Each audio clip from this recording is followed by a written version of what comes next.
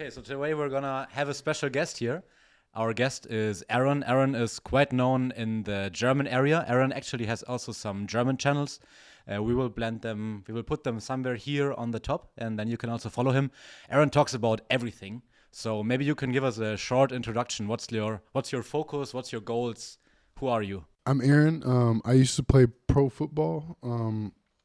I have a long history of violence and being in prison in 2 different countries and just fighting my own demons, me versus me. And my whole focus is health, mental health, spiritual health, physical health. And that's why I wanted to talk to you, because you're the medic, you're the doctor. So I'm excited to be here. And I just want to give the people like a little motivation that they, no matter where they're at right now, at what point of life they're at, that they can really reach any, goal that they, of course, if you're 55 years old, you're not going to be a professional NBA player, you're not going to be but there's still a lot of goals that you can reach. And I just want to like encourage people to not give up and give it 100% once, I like that point. I think motivation is an extremely crucial point to be on your health journey. Like, most people know a little bit about health, but most people, what's lacking for them is actually the motivation to go the way. What's your tip? Like, how can people actually gain some motivation? How can they start their journey? What's a recommendation you have for them as a coach? I call it the small steps. It's just really looking in the mirror and facing your inner demons. Like, everyone has, I call it in German, programming, like you're getting programmed like a computer, or, like you're getting a lot of information from outside people that have nothing to do with your inside, basically. If it's your parents, teachers, all the people around you, are really, if you look, living their life and they're giving you their advice. We're actually, Aaron, thank you very much for the nice words. That was very interesting. I think that could already help a lot of people transform their life. Today we're going to transform their lives even more because we have a special second guest on our podcast. Who are you? What's going on here? Hello. So my name is Jibrail. I wanted to say Jibrail, but I'm here as a guest and I'm really thankful, actually. So my general take on the topic health is actually to bring people back to those things that we're actually meant to do, such as going out in nature and moving around. And if we see people, what they're doing, it's the exact opposite. They're sitting all time long, all day in front of the computer. And the thing is, at the end of the day, they might order some food, and the just overall lifestyle is in such a bad state, and we need people that actually stand up and show their voice, and that's essentially what I'm doing, nothing else. Yeah, we're caught in a comfort zone. We're lacking effort, passion for anything. We've been programmed that way, like they've traded health for comfort. We said it in a German podcast. So we have a whole generation right now that is so fucking lazy and lacking awareness in all areas. It's crazy, because 2024 is the year of knowledge. There's never been more knowledge in the world than now. Yeah, like, you have to have, there's a God and there's a devil. There's light and dark. So with knowledge comes comfort zone. So they give you entertainment, they give you TikTok, they give you Instagram, they give you Netflix, they give you everything you need, so you do not access to that knowledge that is free, and people are always telling me the things you're talking about are free on the internet and Google, but you're the frustrated person that's writing me and seem very frustrated with the information that I'm giving, because you lack effort and passion to become a better human being, and that's what we have. It's a problem we have nowadays, is the lack of effort and passion. I agree with you. People, they're confused. They believe that all the information is already there, so they don't have to do anything anymore, because you can just go to ChatGPT and ask it, and it tells you what to do. But that's on one hand not how it works in terms of translating it into actions, and on the other hand, that's not always the truth, because that's only the truth that they want you to see, but that's not the truth that's really there. That's the big issue. Like, you Google something and the first 30 pages will be just fact check Reuters information that they want you to see. But you will never read there that you don't need toothpaste. They will never read what you got popular in Germany, that even official magazines are now writing against you, that it's actually healthy to touch a tree and to be grounding. What's your thoughts on grounding? What's your thoughts on being in nature? What do you think it does with our body? So, I mean, without really having to dive into the science, we just have to look. I mean, we humans are a product of nature. There's no other way of explaining how we function as humans, and there is a connection with us humans and the earth. And if we really get into contact with it, it has, I mean, proven. When I say proven, it has really some strong effects. If you look at people that really changed their life by simply giving themselves time to actually go out of the city and really connecting with nature, that's the only study we need. I mean, we didn't have to dive in with the Schumann resonance, or how I call it. Can you explain that quickly, Schumann resonance? I think my viewers, maybe some are interested in that. What is that? Yeah, Schumann resonance. It's a kind of frequency the Earth gives off, and it's also called the heartbeat of the Earth. And it's really actually pulsating, and there is also a good picture that explains how it works. But so to speak, it has a frequency on its own, and this kind of frequency we are actually able to absorb. And we are talking about alpha waves, and we have the same kind of alpha waves in our brain that get activated if we are in a chill state and we feel relaxing. If we are relaxing, all the hormones and the systems are actually in this state able to function properly. So it's the perfect environment for your body, basically. Exactly, yeah. Little fun fact, actually, regarding the alpha waves, one of the reasons why green tea and matcha are a lot more relaxing than coffee is because they contain L-theanine, and L-theanine directly induces alpha states as well.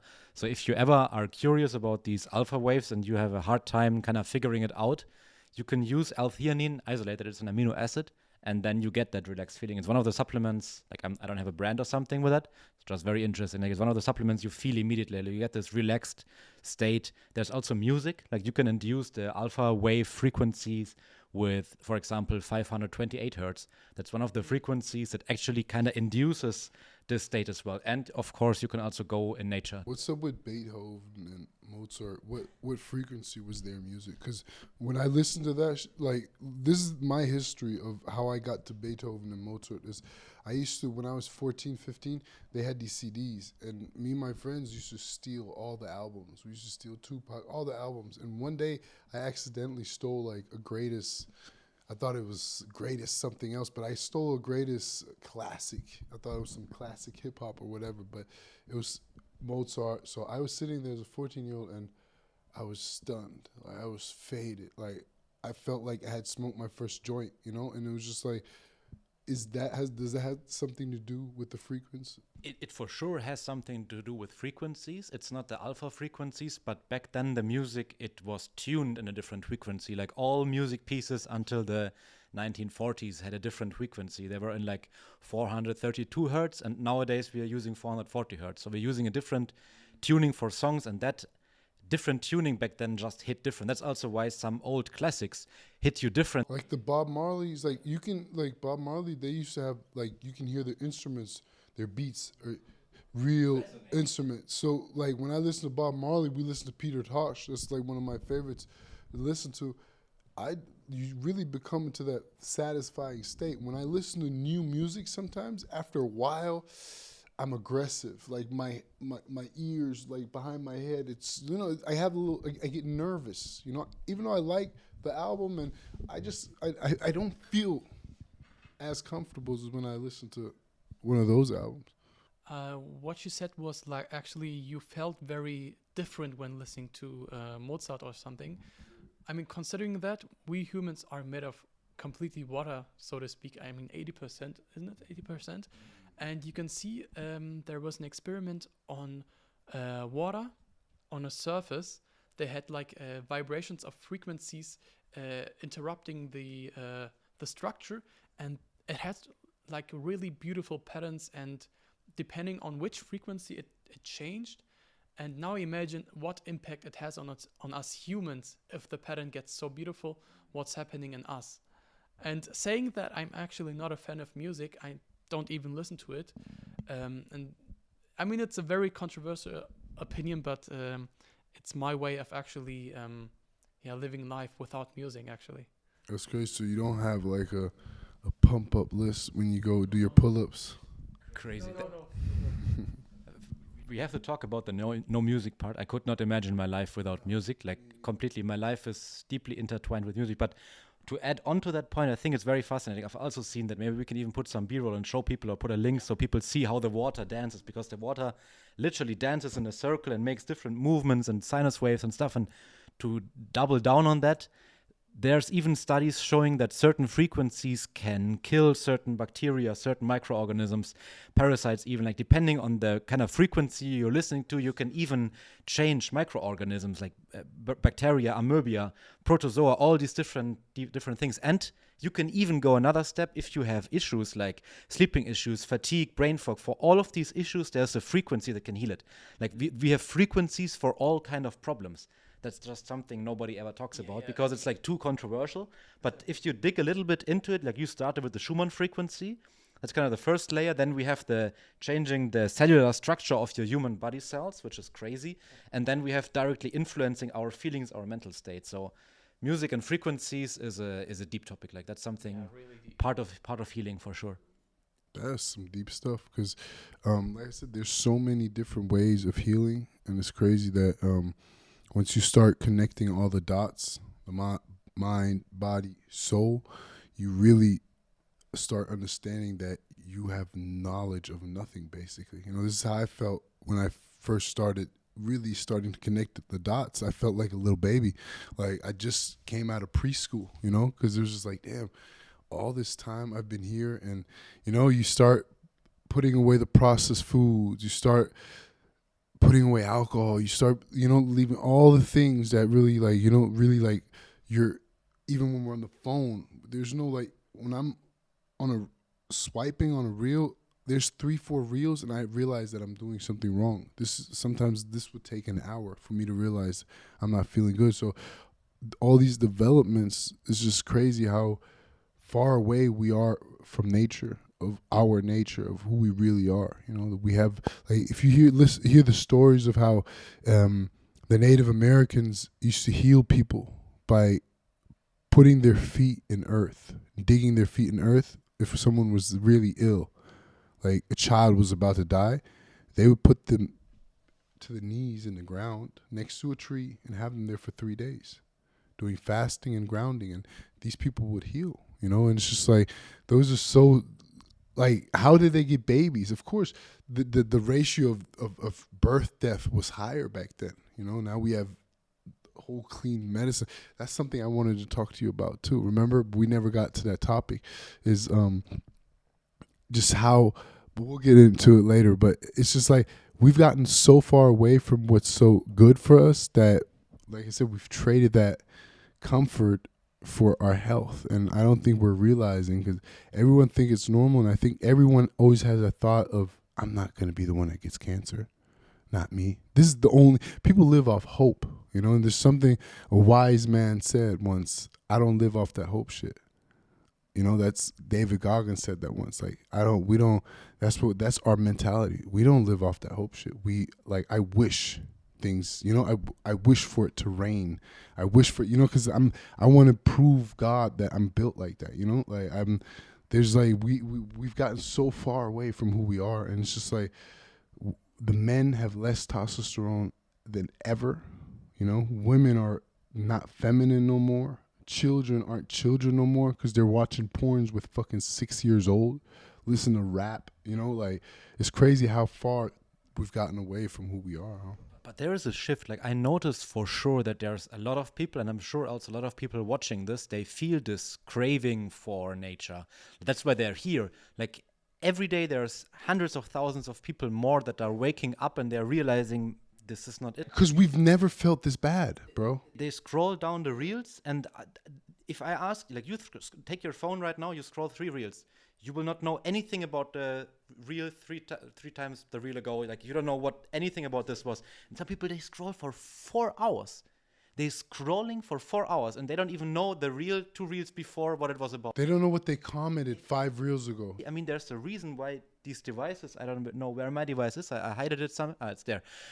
You're looking at it. The device, your Black Mirror, like, it's a reason why it's called a Black Mirror, right? Like, the whole show was called Black Mirror, but people don't know why it's called Black Mirror. You're literally looking at yourself in this Black Mirror, and you don't know what it's doing to you. It's robbing you of your life force. What do you think about it? About what? About our Black Mirrors. I mean, it's offering convenience. Yeah, I mean, it's just all about knowing how to get along in these times we live in. We just have to do the best, and it's getting along with those new modern times. We have to see the good and the bad, you know, like we can see the negative side. Also, we can see the positive side. You know, the phone is the reason I'm sitting here with you and you know, so we're using it the right way. And I always tell the youth, hey, look, man, who are you following? You're only as good as the people around you and the people you follow, you know, nowadays. I mean, we never had social media, but if you're following Dan Brazil and all these people that are showing a lifestyle that is not going to make you happy, you're not going to be happy because you're comparing yourself, you know. So it's really important to, like, follow people like you or you, so I can feed my brain with positive things, you know. So once I scroll in my feed, I see you, I get information. I'm like, oh, damn, I told you red beet is the shit, you know. Like, some things you say, I just be like, wow, my God, I told you eggs. I told you know. So this is like positive scrolling, though. So who are you following? How are you using your time? Are you like I said, are you coming home from work and are you going to be on Netflix for 4 hours, or are you going to research? Are you going to get better? Are you going to, you know, gain knowledge? So I think after work, the real work starts if you have a 9-to-5 job. So I think we just have to see the positive things in these devices. You have all that really, like, fucking with our cellular structure, you know, with our brain. So how do you have to minimize it, you know? Like, my screen time through the villain arc that I did went down 80%, because I just started realizing, okay, I am wasting a whole lot of fucking time. How much was your screen time before? 8 hours. 8 hours per day? 8 hours. In total on all apps? Yes, because I thought this is my job. And I always told I have to look at other people's reels, and I started giving a fuck, man. Like, I realizing if I want to, I have to use every second for myself. So when I look at reels, I'm scrolling through my own reels. When I look at stories, I'm looking at my own stories. You know, I watch my own story 10 times a day just so I can see what can I do better. You know, that's the reason I start answering people. When I'm on Instagram, I'm like, okay, how can I be productive? You know, how can I got 100 DMs per hour. Let me start answering some people. Let me start, you know, like, this is the stuff I do nowadays. Do you still answer DMs? I still answer DMs, but I really decide, like, through my stomach feeling, because there's so many DMs that some people, when you start writing them, they start sending you like 4 or 5 1-minute messages, and I don't have time for that. I can just recommend maybe at this point, and I think this goes for all of us, DMs are nice sometimes, but it would be better if the questions are under the videos, under the reels, like if you put them there, because that way they're more visible. Other people can also chime in, because everybody of us has their community of people. They are also knowledgeable people in it, and they can also help and chat a little bit. Yeah. And sometimes with these DMs, it's always difficult. Like, we don't do it to ghost people or something, but it's like if 5,000 people want a piece of your energy on the day. It's hard. You have children, right? I have 1 children there and 1 kid on the way, so you have a wife, you have kids, and 2 cats. and 2 cats. You know, it's a lot of energy. We have mothers, we have fathers, you know, we have friends. So yes, I've seen it take a toll on the energy around my people sometimes, because I'm so locked in sometimes, and it's like my wife has to remind me at 10 o'clock, hey, baby, it's time to put the phone down. You know, it's like, I know you want to let's start over tomorrow. You're gonna wake up at 4. It's already 10, and you're still on your phone. Because this is the golden rule I had in the villain arc: is no phone an hour before you go to sleep or when you wake up. You know, so I would just grab a book. I would sit on my toilet and I'd read in an ice bath. But now, like, my followers are just going up and up and up, and I'm just like, oh wow, you know. And it's everyone wants to be on top, but nobody wants to put in the work to stay on top. It's easy to get there. It's hard to stay there and maintain and keep building. Like, the build up to the top, it's the most fun thing, I think. It's hard, but it's fun. But I think once you're here, a lot of people don't realize, because when I was on the streets, I had a point where we were making hundreds and hundreds of thousands, and now you have to maintain, and that's the hardest part, I think, you know, because now you have a viral song, for example, for a rapper. Your song went viral. What's after that? Now everyone's expecting you to get another viral song. So you really have to lock in and be a beast, you know? So that's the point where I've gotten to. So you also have to be real to yourself. Are you harming yourself right now? Is that work really, you know, or, you know, that's why the time management is also so important, you know? That's something I also honestly struggle with a lot. And You're a hustler. My wife is always like, come on, it's enough. Like, sometimes I work till 11 and then I get up at 5 and then I work, take the kid and work. Like, I never stop. You've been sitting there for 8 hours talking to me in German and yes. You've been sitting there for 8 hours. That's how I can tell you're a beast, because not a lot of people want to go. You know, we've been here since 12 o'clock, so not a lot of people want to do this. We'll be like, oh, we have a podcast. Great. Dude, I didn't come here for one podcast. I told him, let's try to get 5. I'm still contemplating on it, and we got the leg day still, so it's always a hustle. That's what people, the power of now. It's all about, what are you going to do now? How do you find balance? I like questions. It's always like the most general questions. Okay. To say what is balance, we have to understand and really see what is imbalance. And that's actually a great question. Balance to me is just finding the perfect middle. Imbalance is what he just said, is we're doing too much. So where you start cutting down the hours of saying, okay, I cut up an hour and a half. Like, after 8 o'clock, my phone is off. Because these are the rules. I promise you in 3 years, I'm throwing my phones away, you know? And I'm going to stick to my word. So I got 3 years to hustle. 3 to 5 years. This 3 to 5 years. I'm going to, my last reel will be the message, delete your stuff. And I'm going to, that's it. Throw away your phones. That's also I'm going to be out. And the people, that's why I hustle right now. That's why we're in there, because I know once I'm gone, people can still have enough footage of me and keep, you know, learning and whatever I want to give them. But the imbalance is sometimes working out too much, being too, you know, like, you stop smoking weed. Now you don't like nobody that smokes weed. That's imbalance to me, because now that's how when I went vegan, I was like, you meat eaters, you know, like, when you go carnivore, you fucking vegans. That's called imbalance. So I think if you find the perfect middle, it's like with the nutrition. Like, keto is not super, it's healthy, but it's not the best way to eat. Vegan is healthy, but it's not the best way to eat. So if you find that perfect balance, and I think it's with everything, you know, you can't be too hard to yourself, but you can't be too soft to yourself. So especially when you're a family man, you know, when you have kids and wife, you have to have that perfect balance, you know, because once people like us, we want to create, we want to become better every day. So sometimes, like Kobe said it too, like, I had no friends, and my wife and my children knew I'll have a 20-year career and that I'll come, you know, he communicated with his family to tell them on what type of journey he is. But some men, we don't even talk, you know. Sometimes my wife will ask me what's going on, and I'll be too focused, too locked in to disturb her with my little problems, you know. And that's called imbalance, I think, you know, to where I have to find a balance to communicate with my wife, because she's sitting here and she's here with us. She's making the stakes, you know, like, she has her own channel, she has her own podcast. So the balance is really like finding that perfect middle, and, you know, being like, okay, I'll be good with that. I'll work an hour less and, you know, give my wife an hour more. That's, I think, to me, balance. I have to say, it's actually being honest to yourself. It all breaks down to actually, at the end, being honest to yourself. Yeah. Everything. Honesty in general. I think, because I can speak for it, because I used to be the biggest liar. like I told y'all before. And I'm actually a real honest person. And I remember my best friend, he said, hey, bro, because we were on the streets. And he said, you're the most loyal person I know. But you cheat on it was my ex back then. It was cheat on your girl. That's not you. You lied to them. You lied to them. You robbed them. You robbed them. Once I started becoming honest to myself, someone that has to lie, it's like explaining yourself to a fool. Like imagine a fool.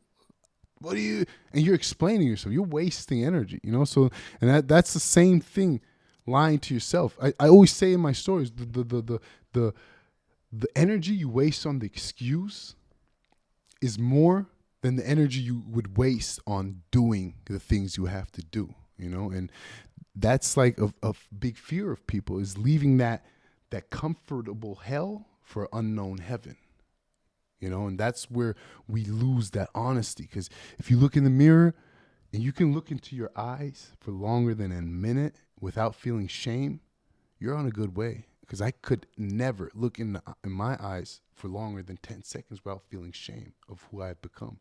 Now, when I look in the mirror, I get tears in my eyes, joy, you know, and that comes with honesty to yourself and to others, you know. You mentioned I really like your points about being honest. I think that's extremely important, especially in our space. Even though honesty is not rewarded, like the official organizations don't like when we're being... You get punished for honesty. That's the biggest. I mean, your friends, if you're fat, you're not a good friend all of a sudden. Yeah, it's a big problem, but that's just the way it is right now. You also mentioned the point with diets regarding being your diet stating as your identity. So if you're like vegan, then you're suddenly this deep down ingrained vegan and you hate everybody else, or you're a carnivore and you do the same. What's actually both of your diet forms? I'm kind of curious because you're both also in the health space, both health influencers. So what's your diet forms? Can you maybe quickly give a wrap up on that? So we talked about it before in the German podcast, but to sum it up, the most important thing is actually to really not consider any kind of industrialized food. And if we say industrialized, I mean also grains, seed oils, and processed sugar. I mean, those are the three main things that I really cannot resist and shouldn't really, consider it even a tiny bit. And if there are things that we can consider, those are actually things that we did back then as humans. That works, such as meat and dairy products, honey, fruits and vegetables. It's just, we're talking about whole foods, and it's nothing complicated. The modern inventions are those things that we better not eat, because we don't have to dive into it. Just stick with those things that actually work. That's my opinion and how I treat the topic food. But how do you make, I'm always curious, how do you make up your opinion? Because now people will be in the comments like, okay, but what about the plants defend chemicals in your vegetables you're eating? Or what about the glyphosate on the fruits you're eating? Or what about the bad quality of the eggs? Isn't it safer to eat some processed food? And how do you know that it's even healthy to eat meat? Maybe it's actually causes cancer. How do you trust? How do you build your opinion? How do you find the truth? What's your way of finding the truth? How did you find that truth? Okay. So he's asking you good questions, right? I like it. So the most important thing is actually to be wissenshungrig, how we say in German. You gotta be hungry like a dog. Yeah. If you are curious, being curious actually as a human being is so important. It's not something that little children have. They ask many questions, and they just have that fascination about actually developing itself and knowing something better, something good, something new. And it's also the same thing with us adults. We're nothing more but also children. But this kind of fascination is dying because we're actually forced to live in a system. 9 to 5, and it really is actually sad. But as I said before, considering those hater comments, and not hater comments, actually some serious criticism, yes. yeah, it's actually legit. I mean, they're asking, what about that, that, and that? And they're right, but we're doing the best. Aaron, you said earlier that you tried out different forms of diets and different forms of eating. If you rate them from the one where you felt the worst and the one where you felt the best, how would you approach it? The worst diet I've done was the normal diet that everyone's doing. Standard American diet, the sad diet. The standard, eating some burgers. And I was an athlete. I had college scholarships, What athlete were you? Maybe you can give it a short. football, basketball. I had scholarships for basketball and football. Play professional, right? Like Yes, I played professional football for 10 years in Europe, in the strongest European league, probably the third strongest league in the world. And I had the typical, I'm an athlete diet. I'll eat like 4 or 5 meals a day, and you have your oats in the morning. That was probably the worst diet I've ever had in my life. And then second worst is vegan. I mean, I can't even, I felt better mentally because I started cutting out the processed foods, but I lost muscle mass, I lost strength, I had no energy. I definitely lacked some supplements, and as I later found out, it was B12. There's a lot of things that I lacked of, and the best diet I've had so far is just my own diet of being like keto, like orientated, but adding the fruits, the vegetables, like he said, is just eating whole foods and cutting out all type of processed foods. I don't eat anything with more than 3 ingredients. The statistics for cancer, probability of becoming cancer, are at 50%. That means every second person in this room, according to statistics, is going to have cancer in a lifetime.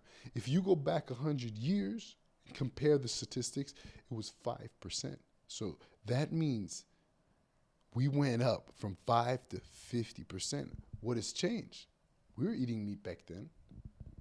Only the difference is, first of all, back to meat, it wasn't as processed. It wasn't processed at all. Like, you didn't have all the bullshit they're feeding. You know, we have 97% of our meat is from mass production. You know, like that already is not good for us. So we're eating more than ever. 100 years ago, we didn't eat. 100 years ago, what did we do? An average person went 20 to 30,000 steps. You know, those are like little things I orientate myself to, where I went back to that. We do our little 12,000 steps a day challenge. Some days in the Villain Arc, I would have 35,000 steps, 28,000 steps, you know, and I started becoming leaner. My whole thing, biohacking to me is not only just a word. It's really like doing all the things, connecting all the dots, and slowly biohacking is just becoming normal again, becoming a normal human being. That's all it is. You're not doing nothing else, because we're born and it starts with all the little fucking shit that they do. We have to scan and all the fucking radioactivity going on, and you're 8 weeks old. You know, if you don't have a mother that's really taking care of what she's eating, what most of the time is not happening because they're also eating processed food, that means you're already starting here of your potential. And once we grow, because now you're a kid, you get candy every fucking time you see your auntie, your uncle, your grandmama, you getting candy. Every birthday party, you getting candy. So everything is going down. So once we start freeing ourselves, our minds, our body, our souls, we get to a normal state and we feel like superhumans. You mentioned the word biohacking 3 times actually, and that's one of the terms I kind of dislike, because I feel nowadays it's a huge marketing term. Like biohacking pretty much is, you think of bulletproof coffee, where every day you have to buy some bulletproof things you put in your coffee.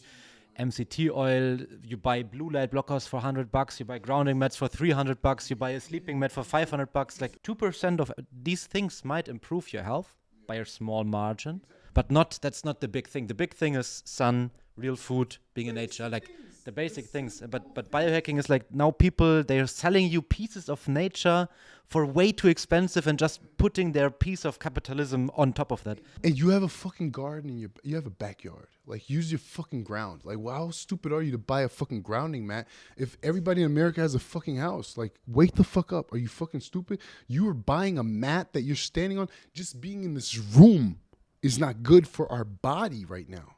breathing in. This is 95% of the time we're indoors. You're literally being poisoned without being fear-mongering, but they're poisoning. If you think about 10,000 years back, what are we now? We're dead right now. Boom, boom, dead. Every 100. That's what 10,000 years. If you fast forward it, we died thousands of times already. So, to me, it's all about now. This moment right here, cherish it. How many people do you know that would sit here and they're half in their phone? Just you holding your phone the whole time while I'm talking to you is already a sign of no respect. You understand? Because now I'm cherishing that I've come here 300 kilometers to talk to you two.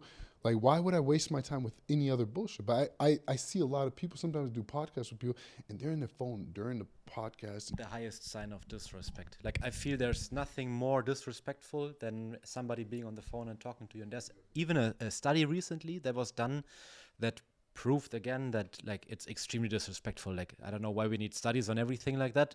I don't know why they're doing. It's called common sense. Yeah, everything has to be fact checked. But this was fact check, and now we know for sure that phones are bad for. I love to watch people. I don't go eat outside no more because I cannot.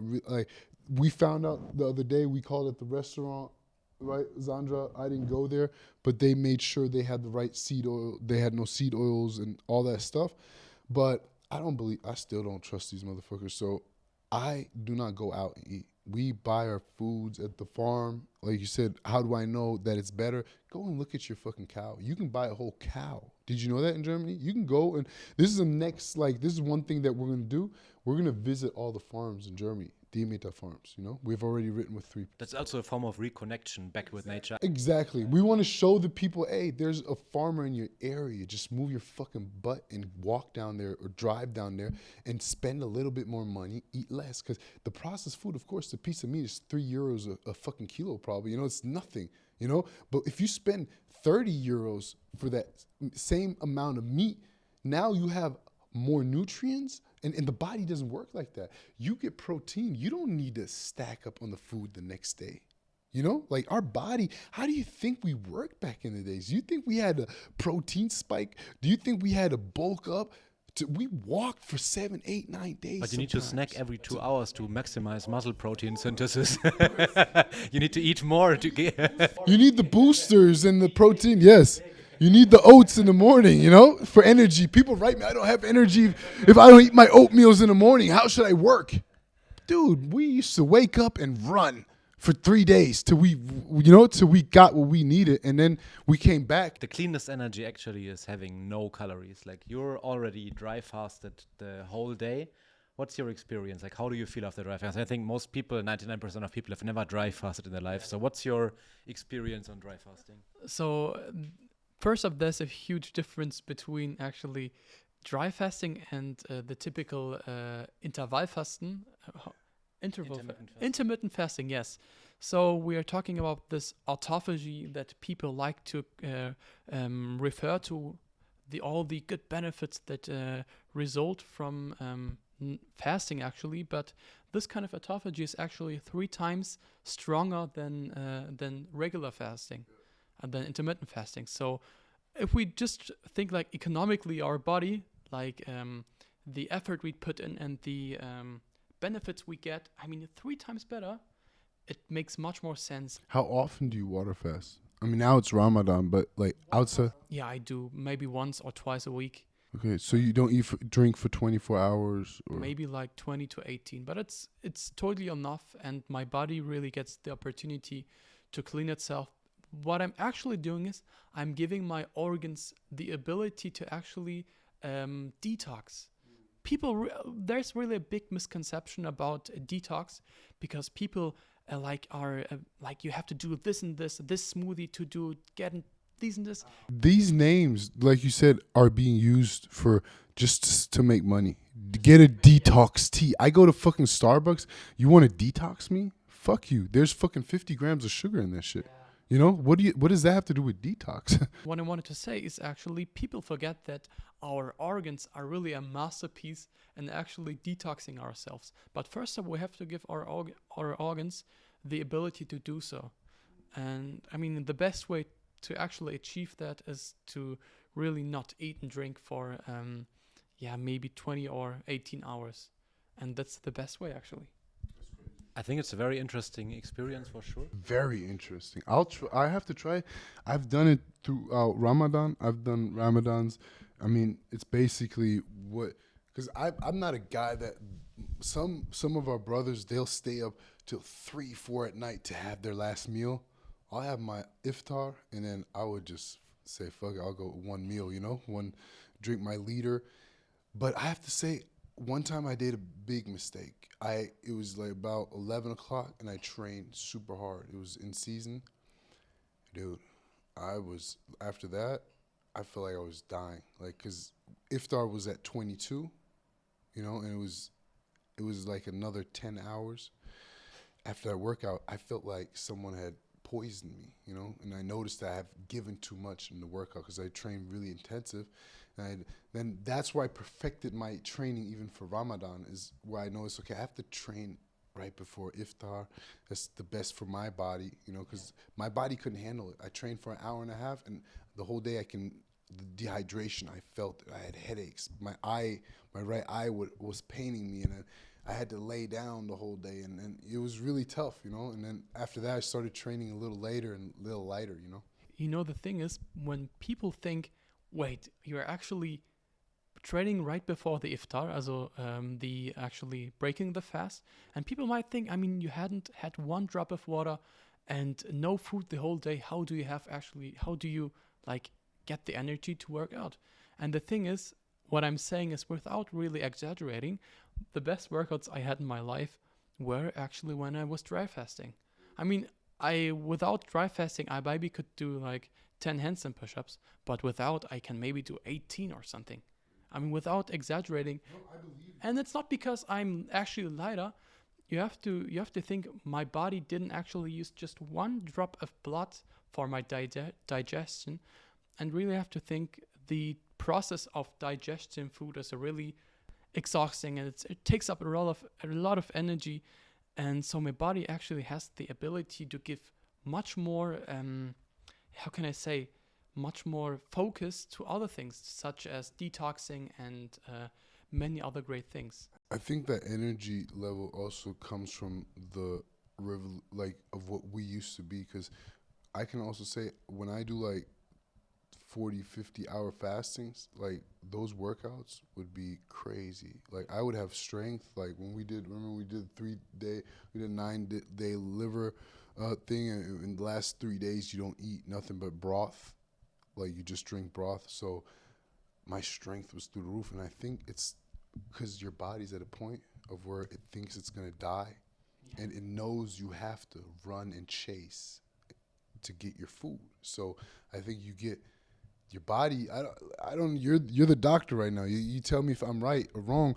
I believe that when we had humans that hadn't eaten for 3 days, and back then you didn't have water, you weren't drinking 5 liters a day. You weren't watering up like that, So you took your little water in, and then you ran. And I think your body knew, okay, right now we don't have, because the lion. I've never seen a lion get food when they're full. Like that doesn't work like that. I don't think we stand up after a big breakfast and like, let's go hunt. Like I think we hunted because we needed food. So I think that's the process that you're talking about. Like your performance went up because now your body is shooting out growth hormones. Your testosterone level is higher, Like, I agree with some of the things you said, but there's also some things I'd like to dismantle and discuss a little bit, because I understand the point that fasting, like just in general, let's talk about water fasting for a period of time. That's evolutionary, that's normal, like that's something humans always did.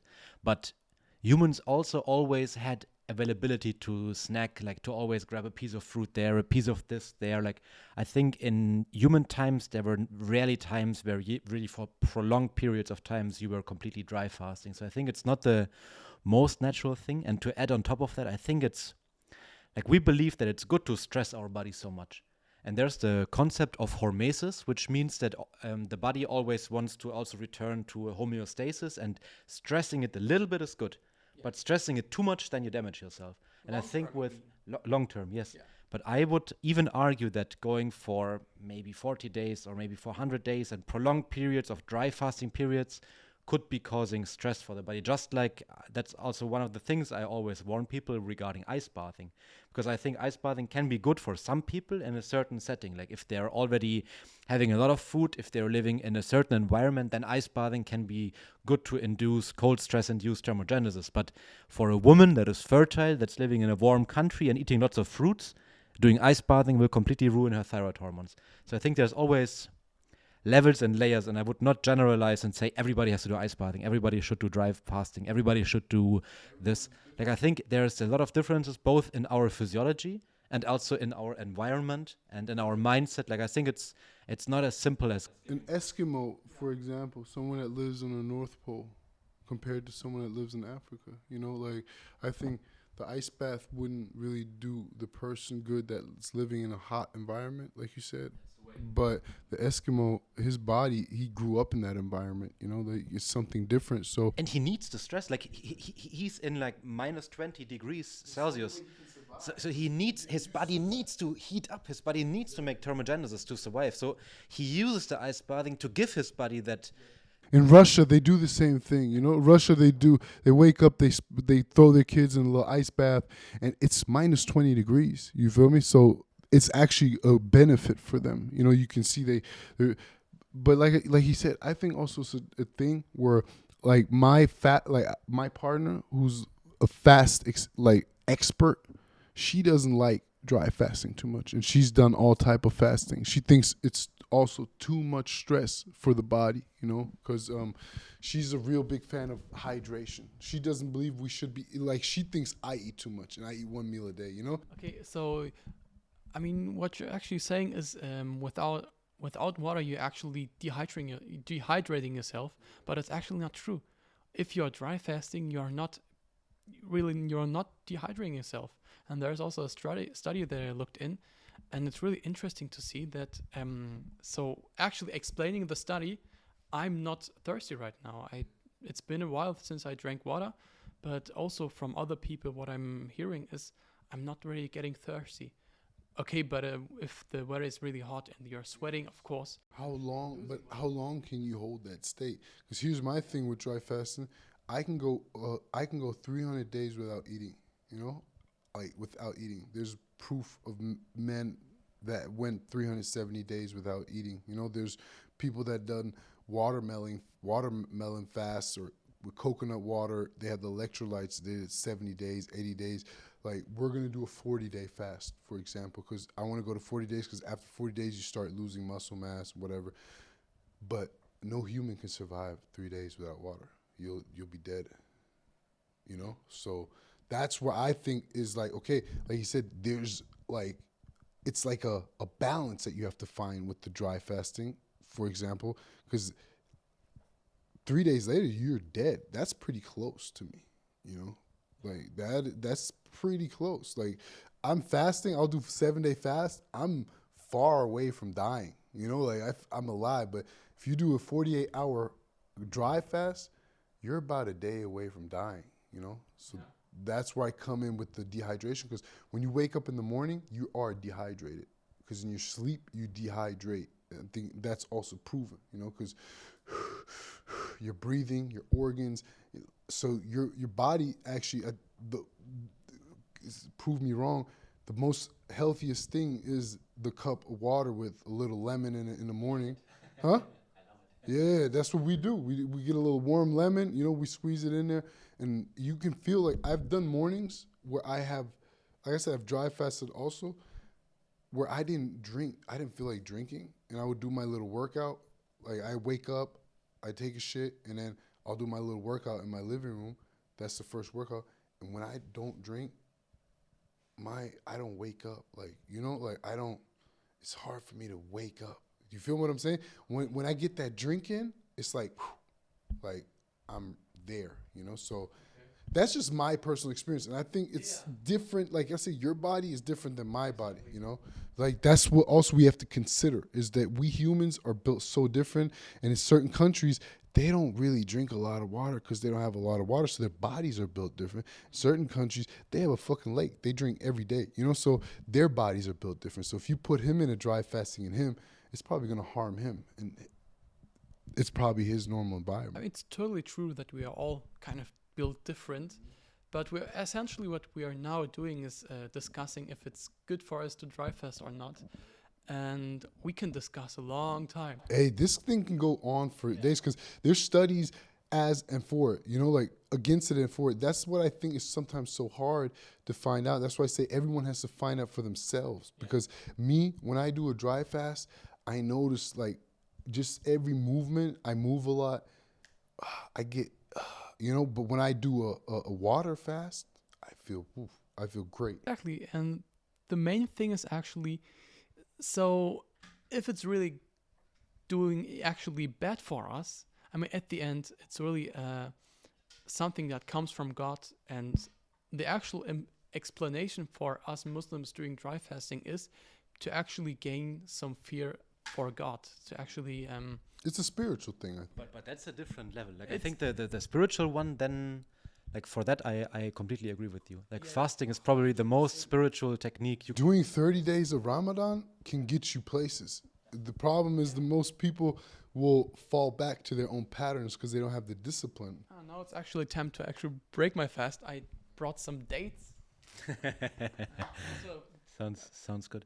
One fun fact to add on that you talked about later regarding giving our body break from digestion. I think that's something really important, and that's actually one of the things that the classical animal-based diet is doing wrong. Because with the animal-based diet, people are eating meat for breakfast, for lunch, and for dinner. Like every 6 hours, they're eating meat. That's what's being promoted. But that meat is sitting in your stomach. It's always being digested. Always, like you always feel heavy. And that's why also the animal-based diet, even though people think it's the best way right now, I think that's not the way. If you're going to eat meat, this is just my theory. I say you break your fast at 12, right? At 12. And you shouldn't have meat like 6, 7, 8 hours before you sleep. I try to avoid like this little steak we had. I know I have to go take a workout now. I know I have to because it's gonna give me bad sleep. You know, because it's just like that's why when we eat, I break my fast. I eat my first portion of meat at 12, and after that we try to stay away from meat. The cool thing is actually fruits, they only take 30 minutes to be digested. So if I had nothing in my stomach right now and I would be eating a whole watermelon, in half an hour it's gone. In half an hour the whole watermelon is gone. That's why you feel so light. Like you eat a watermelon, It's and like you can 95% water, right? it's mostly water. And the cool thing is watermelon doesn't contain water. Watermelon actually contains structured water, so H3O2, which is a different type of water that has electrolytes that perfectly hydrate your body. Like the electrolytes, it pushes it inside your cells, it pushes it inside your organs. So eating fruits actually gives, like if you're eating more of a fruit-based diet, you're actually giving your body also a break, because you eat some fruit, then you don't eat anything for 5 hours. Your body had 4.5 hours of fasting pretty much, because the fruits are away in an instant. That's why in the warmer countries, people are always snacking on the fruits. Like they're active a lot, so they need to be energized. They don't have time to eat meat and always just relax and digest. Like that's a very Western thing in the cold countries where people can always chill. And the Inuit, they don't move a lot, so they eat their fatty foods. But you need to like adapt to where you are. I eat a watermelon a day. Like, yeah, bro, this is something I would never trade. Like I say if there's two foods I could always eat, it would be steak and watermelon. That sounds like a good basis Once for a a diet. day, yeah. Once a day. Watermelon, eat the seeds, chew the seeds. I always tell people stop just swallowing the seeds, chew them. Like I can't. People don't even chew no more. You know, that's also something that has to do with digestion. I learned that through my partner. It's just like crazy because the more you chew, the better digested your food is. So especially when you're eating meat, make sure you chew that shit. Don't just slog it down and throw whole pieces in your stomach and expect. Another thing I've learned is maybe you can tell me if I'm wrong, right? Do not drink water an hour before you eat or an hour after you eat, like to that point, because you have like your whole digestive system, and if you mix that with water, it doesn't digest as good. Is that true or? Thing is, like, if you look at the mainstream science again, then they will say no, it's bullshit. But then again, we see 80% of people walking around with bloating and feeling uncomfortable. And then we have from Ayurvedic and traditional Chinese medicine, and they tell you at least half an hour before the meal and at least half an hour afterwards, do not eat because it dilutes the stomach acid. And on one hand, it dilutes the stomach acid a little bit. What it really does is also it prevents the release of digestive enzymes, and that's the big part, because digestive enzymes, that's what digests the food. Like You started with ingestion, then digestion. And while you're ingesting and you're chewing, that's when you're releasing amylases and peptases and all these enzymes that you need to digest the food. So completely, don't drink water before your meal. Don't mix fruits and steaks. Like if you're mixing foods a certain way, that fucks up your body again. I see all these people with their cutting boards walking around that look so cool. You all know them on Fucking Instagram. God, is that a trend? It's a trend, and there's like eggs and liver and you see people walking around with their cutting boards. It's like with eggs and with a banana and a steak and some watermelon. And they eat all of that at once, and then they still have digestion issues and stuff. And they're wondering like, wow, I don't know, like why is the animal-based diet not working? And it's because the fruits are literally fermenting in your gut if you're eating them together with the steak at the same time. So either eat your fruits before or wait after. They say eat the sweet afterwards. They always say. I mean, I look at the traditional. Like you said, the old Chinese, and it's just like. That's why I say that one meal I eat it over an hour. You know, like if I want to snack on some little things, I'll consider that still into that meal, even though I ate the steak an hour ago, because I know I ate the steak and I should not eat too much around it. You know, like this, another thing, as you said, with the cutting boards, and I see people break their fast and they'll have big amounts of food, bruh, and just throw that shit, you know, and it's just like, dude, you're eating 500 grams of nuts. You're eating like 5 kilos of fruit. You're doing too much just because they want to have calories and all that bullshit. It's just like, hey, you have to start listening to your body more. It's just like, slow down. We never ate like that. It's just, Muhammad said it, you know, like fill your stomach 1/3. It's why are we eating so much? It's like your body, if you really want to work at an optimal pace, don't fill yourself all the way up to your throat and expect to feel good afterwards, you know? Yeah, I mean, what I'm thinking is actually people are really trying to figure out what's the best diet now, and they really do the best. At the end, they don't even know how to eat. I mean, it starts with actually chewing slowly, and it stops with actually chewing slowly. Because if you master to actually chew slowly, maybe 30 to 40 times, you're making your food ready, as you said, like you have many important enzymes that break down the food with your saliva, and all the way down, it's actually doing great. You can really use all these vitamins and all these Nährstoffe, my English, nutrients. Yeah, you can use them actually. But if you do so, there's another chain reaction. You're actually eating for a longer time because you are chewing more, and the actual saturation effect starts to kick in after 20 minutes. So the signal goes up to your head, and if you're saturated, it's much less likely that you fill up your stomach, and filling up the stomach is really not a great idea. Thank you very much for reminding me of the fact. That's something I learned 10 years ago with the 20-minute satiation, but I didn't think much about it the last weeks anymore, but that's a really, really interesting point. That would also help a lot of people, like even fat people. Like if you would just tell them eat whatever you want, but eat slowly, that would likely already reduce the amount of shit they eat. Yeah, it's a great point. Thank you. I like that. Sure. That's something I actually struggle with myself, because I always feel, even though rationally I know eating slow is better because of everything we talked about, enzymes, satiety, I still like I see food, like even my dad used to steal my food. Like we sat on the table and he ate 2 of them, and then he was gone because he was a doctor and there was nothing left. Like I always had this I need to eat fast thing, and then my sister ate my food and I ate the food, and like it was always this fight. So I still have that. Like I said, you still got that fat kid in you. You know, like yeah.